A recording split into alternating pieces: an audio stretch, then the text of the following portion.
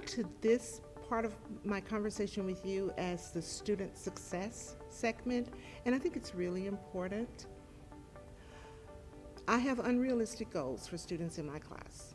And my unrealistic goal is that every student that starts the semester will remain in the course for the entire semester and will successfully complete the course. Statistics will tell us, probability theories will tell us that that's an unrealistic goal because you're looking for 100% engagement, 100% participation, 100% completion. And there are just too many things that happen. You know, people get deployed through the military, people get sick, there all kinds of things happen. But I just will not let go of that goal. I keep that goal, and that's okay. You know, it's that I really, really, really just have this dream that everybody is going to stay and that we will really complete and we will walk through. And the reason I'm so married to that is because I know that what we're doing is creating a partnership. You're taking a course and you're needing the information that's in the course. You want to satisfactorily complete because number one, you want to learn something, and you're honors. You're in an honors course, so you really do care about learning something and performing well. Well, I care as well. I want you to be successful, and I want you to really enjoy the course, and I want you to become energized and to become engaged. And that, to me, constitutes a partnership. So it's important to me that there's a communication that's there between us, because without that communication, then it's going to make it harder for you to be able to be successful, and it's going to make it more difficult for me to be able to help you to become successful. One of the things that can prove to be one of the biggest challenges for students sometimes, especially at the undergraduate level, is time management. So I wanted to mention that to you so that you will have that in your mind. This is college. You're not going to get tons of reminders about when your assignment is due or something like that. You're going to have to manage that for yourself. So if that's something you know that you're not really good with, then just remember this little conversation and come up with a system of reminders that are going to work for you. I'm a good time manager, but sometimes I get so many things going on that I will like double book or overbook or overlap, or I'll forget. So I use my phone.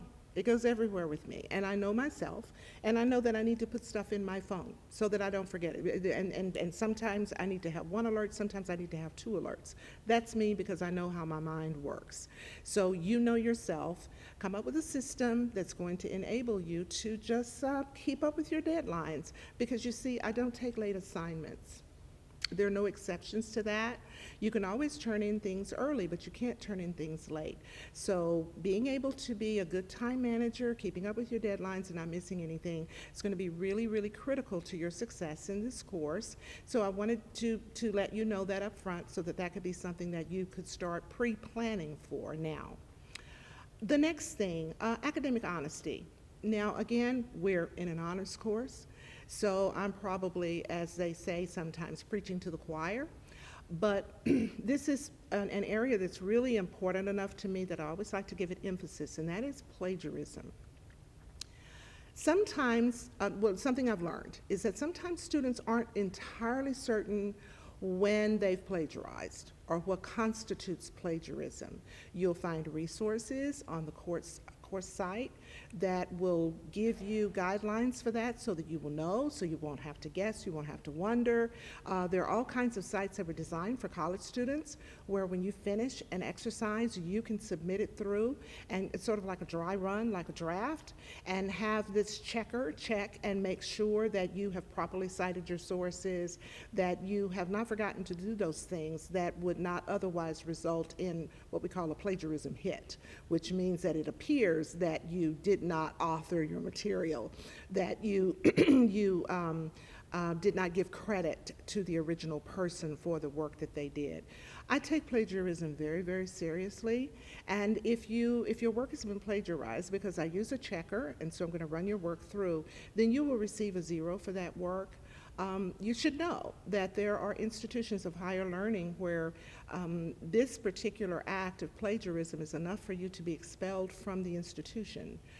I know that not every professor makes a big deal out of it. Some people don't care, but I'm letting you know that I do care. And so that's really important. And most of the time, my experience with most college students in my classes is that there's not intentional plagiarism. It's almost always a matter of citations.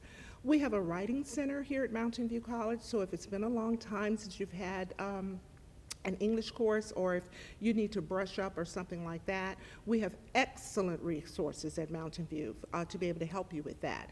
And it also happens to be something that our college is focusing on. We have a culture of writing here at Mountain View. There's something called a QEP, the Quality Enhancement Plan, and it is all about focusing on writing and making sure and strengthening those writing skills.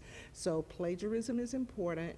It is really costly to you in my class, but what I'm saying is I don't move forward with the assumption that everybody is going to be aware of this and is going to have all the skills and the information that they need. So I'm providing resources for you, and there are resources on campus in addition to resources in the course that are designed to help you know whether or not your paper conforms to the standards set aside or established in higher education at the academic level. I hope that you will talk with me if you have questions, if you are having challenges, whether there might be technical difficulties with eCampus, because as you can see, a lot of your course content is going to be online, even though we're in the classroom. I want to know if anything is potentially getting in there to interfere with your ability to be able to accomplish the work. Sometimes things are going to come up that I can't do anything about. But then there are going to be other things that to you might seem to be insurmountable problems, whereas if you talk with me, you'll find that's not a problem. I might have a solution. Or maybe you were misunderstanding something, or maybe there's a resource that's available and you just didn't know that we had that. So I really encourage you that before you get overwhelmed in a course, certainly before you think about dropping a course, oh, I hate for students to drop my class. I hate for students to drop my class. If you're thinking about that, if you're feeling uncertain, if you're feeling insecure, if you're feeling unsure, talk to me. We can make an appointment to talk in my office, but please communicate with me because, again, we're in this together, and I want you to make it through, and at the end of the semester to go, I did this. I did this whole thing. I did this whole thing by myself. I am shabam. I actually made it through this honors course. Look at me. I want you to have that feeling because there's nothing better than that, and especially when you work really hard on something. So I think that's it. Those were the major things under what I term student success.